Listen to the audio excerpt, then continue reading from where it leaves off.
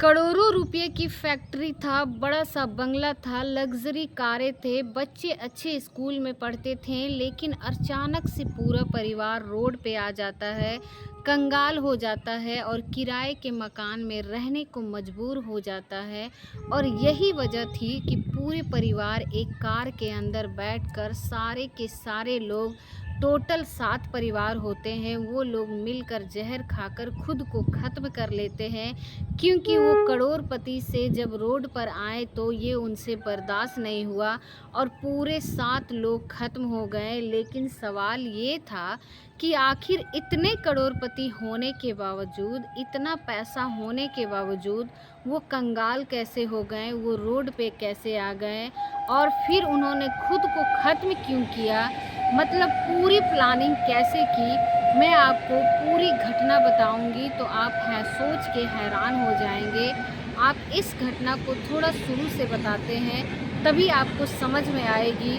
तो दोस्तों, आप सभी को मेरा यूट्यूब चैनल में बहुत बहुत स्वागत है। और आप सभी को मेरा यूट्यूब चैनल में, अगर आपने अभी तक हमारे चैनल को सब्सक्राइब नहीं किया है तो हमारे चैनल को सब्सक्राइब करें और वीडियो को लाइक ज़रूर करें, ताकि मेरा जो हौसला है वो बढ़ता रहे।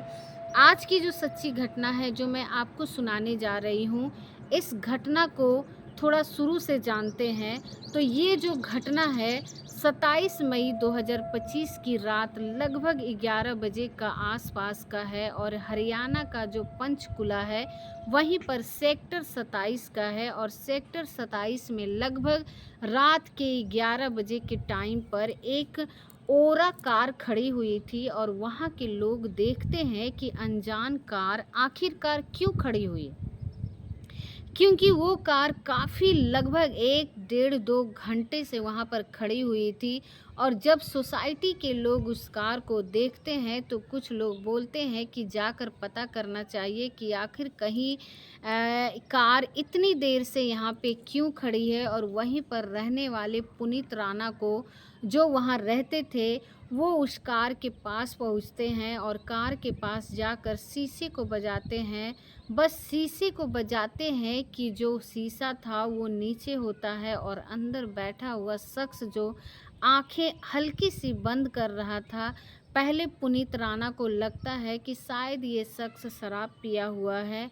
उससे बोलते हैं कि भाई, कार क्यों खड़ी करे हुए हो, यहाँ पर क्या मामला है। तो वो शख्स बोलता है कि मेरा जो पीछे परिवार है और हम लोगों ने जहर खा लिया है और मेरे परिवार की मौत हो चुकी है और मैं कुछ देर में मर जाऊंगा, 5 मिनट में। जैसे ही ये मतलब वो सुनते हैं तो पुनीत राणा थे वो हैरान हो जाते हैं, क्योंकि उनके साथ में एक शख्स और था। वो पीछे की तरफ झांक कर देखते हैं तो देखते हैं कि पीछे कुल टोटल 6 लोग, मतलब बदहस पड़े हुए हैं, बहुत सारी उल्टी पड़ी हुई थी। और वो जो शख्स है उससे पूछते हैं कि तुम कौन हो, कहाँ से आए हो। तो वो शख्स बोलता है कि मेरा नाम परवीन मित्तल है। और जो पुनीत राणा थे वो बोलते हैं कि परिवार ने जहर क्यों खाया, तुमने जहर क्यों खाया। तो परवीन को बोलते हैं कि मैं पहले बहुत करोड़पति था और अब मैं रोड पे आ गया हूँ और पैसे की तंगी की वजह से, गरीबी की वजह से ये कदम हमने उठाया है। और अब जो पुलिस आए तो पुलिस को बोल देना कि मेरे ससुर जी, इसमें कोई गलती नहीं है और हम सब लोगों का जो अंतिम संस्कार करना है वो मेरे मामा का जो बेटा है उसको करना है। बस इतनी सी बात वो बोल पाते और कुछ ही देर के बाद वो वहीं पर बैठ जाते हैं और उनकी हालत भी ख़राब हो जाती है। फ़ौरन जो वहाँ के लोग थे पुलिस को फ़ोन करते हैं। पुलिस मोहल्ले के लोग थे, वहाँ कार के पीछे का गेट खोलकर देखते हैं कि शायद पीछे भी कोई मतलब ठीक ठाक हो या ज़िंदा हो। और ये चेक करने के लिए जब गेट खोलते हैं तो पीछे 3 बच्चे थे, 2 बुजुर्ग थे, एक महिला थी। जो 6 लोग थे उनकी भी सांसें रुक चुकी थी। कुछ ही देर के बाद परवीन मित्तल की भी मौत हो जाती है। वहाँ पर पुलिस पहुँचती है, मतलब, और पुलिस को पहुँचने के बाद एम्बुलेंस बुलाया जाता है, बॉडियों को निकाला जाता है और कार के अंदर उल्टी उल्टी फैली हुई थी। जब परवीन मित्तल के बारे में पता किया जाता है और मतलब परवीन मित्तल के रिश्तेदारों से पता किया जाता है, तो पता चलता है कि परवीन मित्तल हिसार के रहने वाले हैं, क्योंकि वहाँ पर परवीन मित्तल के ससुर भी पहुँच जाते हैं और वो बताते हैं कि परवीन मित्तल 5 सालों से बेहद ज़्यादा परेशान था। 5 साल पहले करोड़ों रुपयों की फैक्ट्री थी स्टेप्स करने वाली, और उसके बाद फैक्ट्री जाने के बाद ये बिल्कुल रोड पर आ गए। किराए के मकान में रहते थे और आज इन्होंने ये कदम उठा लिया। अब पुलिस छानबीन में लगती है परवीन मित्तर के बारे में कि पूरी कहानी पता करते हैं। तो पता चलता है कि 12 साल पहले हिसार से जो ये परवीन मित्तल थे, ये देहरादून के पंचकुला में आए थे और यहाँ पर आकर इन्होंने एक फैक्ट्री स्टार्ट की, थोड़े बहुत पैसे लोन में लेकर और अपने पैसे लगाकर। और जो फैक्ट्री थी वो स्क्रैप की फैक्ट्री थी, और उसी टाइम पर जब इन्होंने फैक्ट्री स्टार्ट की थी तो इनको एक लड़की से प्यार हुआ था जिनका नाम रीना था। उसी लड़की के साथ ये शादी कर लेते हैं और फिर ऊपर वाला इनका हाथ पकड़ता है। फैक्ट्री बहुत अच्छी चलती है, फैक्ट्री लगभग 20 करोड़ की हो जाती है और इसके बाद ये हाई फ्लैट खरीदते हैं, बड़ी बड़ी कारें खरीदते हैं, गाड़ियां खरीदते हैं और फिर इनके बच्चे होते हैं, जिसमें से 2 लड़कियां, एक बेटा। लड़के का नाम हार्दिक और 2 बेटियां, जिसमें एक का नाम धुलविता, दूसरी का नाम डेलिशा। ये इनकी बेटियां थी। साथ में इनके पिता और माँ रहती थी। पिता का नाम देशराज और माँ का नाम विमला। इनके ही घर में यहाँ पूरा परिवार 7 लोगों का सब कुछ बिल्कुल ठीक ठाक चल रहा था। लेकिन 5 साल पहले अचानक से वक्त बदलता है और जो परवीन मित्तल थे उनका काम फैल होना शुरू हो जाता है। जो फ़ायदा होता था वो नुकसान होना शुरू हो जाता था, और यही वजह थी कि परवीन मित्तल स्क्रैप का काम पूरी तरीके से बंद कर देते हैं। और काम बंद होने के बाद जिन बैंकों से इन्होंने लोन लिया था वो बैंक इनके दरवाजे पर आना शुरू कर देती हैं। बैंक वाले बोलते हैं कि तुमने लोन लिया था उसकी भरपाई करो, लेकिन भरपाई करने के लिए इनके पास पैसा नहीं था। और यही वजह थी, ये लगभग 4 साल पहले, मतलब 1 साल पहले से ये परेशानियों से जूझते हैं। लेकिन 4 साल पहले इनकी जो फैक्ट्री थी उसको बंद कर दिया गया था। बैंक बंद कर देता है, सील कर देता है कि लोन नहीं भर रहा है इस वजह से, और उसके बावजूद बैंक इसको परेशान करता जाता है। फिर इनकी कारें, फिर इनकी फ्लैट, और आखिर में जिस घर में ये बंगले में रहते थे उस घर को भी पूरी तरीके से बैंक सील कर देता है और इनको रोड पर आना पड़ता है।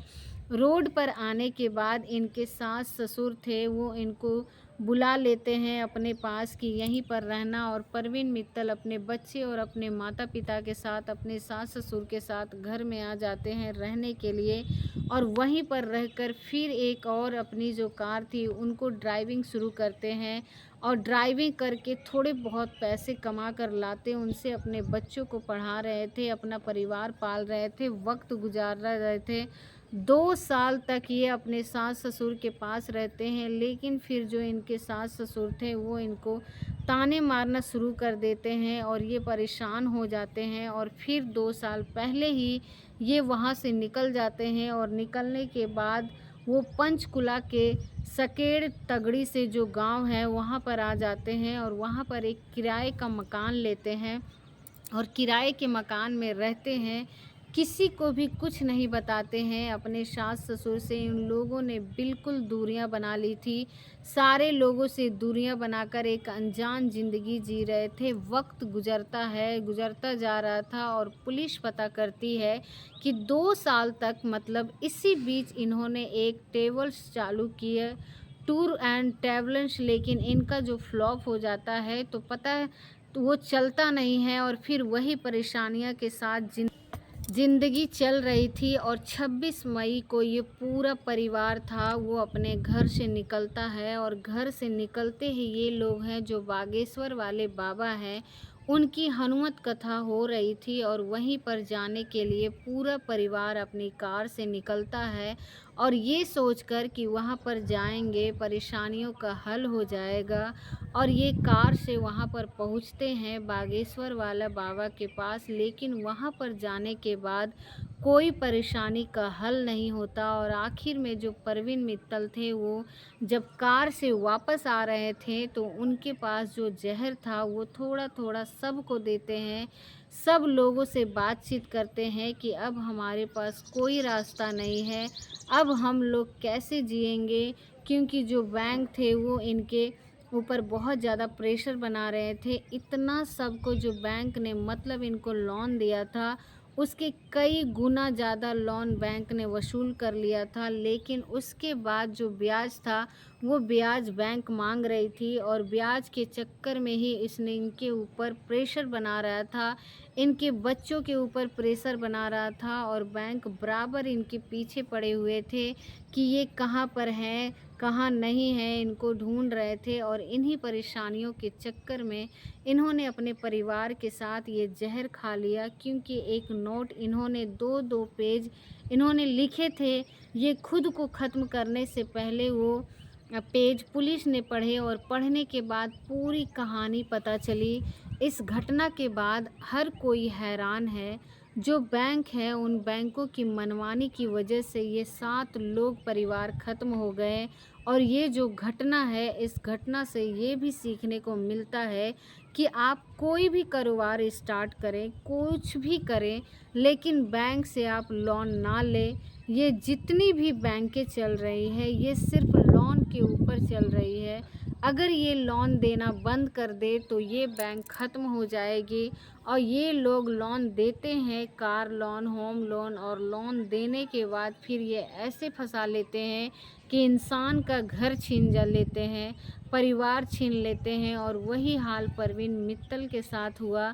अगर परवीन मित्तल ने लोन नहीं लिया होता तो परवीन मित्तल का करोड़ों का काम बंद होने के बाद भी उनके पास करोड़ों रुपया बचते, क्योंकि फैक्ट्री उनकी थी, फ्लैट उनके थे, कार उनकी थी, उसको बेचकर वो अच्छी खासी ज़िंदगी जी सकते थे।